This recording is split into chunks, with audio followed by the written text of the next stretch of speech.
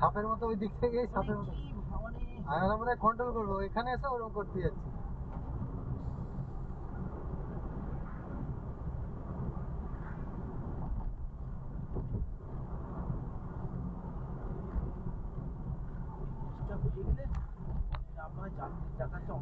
হ্যাঁ, কিন্তু ব্রিজটা হয়ে গেলে চাপও থাকবে। এখন যে বড় গাড়িগুলো ঘুরে ঘুরে আসছে সেগুলো সব এখান দিয়ে পাস করবে। বালি ব্রিজের উপরে চাপ কিছুটা কমবে। এইটা ঠিক বলেছে, ওইদিকে গাড়িগুলো হ্যাঁ, বালি ব্রিজে তো এখন ঢুকতে দেয় না, নিবেদিত সেতুতে। ওখানে চাপটা কমবে, আর এই কল্যাণী এক্সপ্রেসের উপরে চাপ বেড়ে যাবে, এত ফাঁকা থাকবে না। টোলটা হিসাব মতো আমার যা মনে হচ্ছে, আমার এত বছরের গাড়ি চালিয়ে অভিজ্ঞতা, টোলটা মনে হচ্ছে ছোটই হয়ে গেল। টোলটায় আরো একটু বড় করলে, হ্যাঁ, আরো কয়েকটা লেন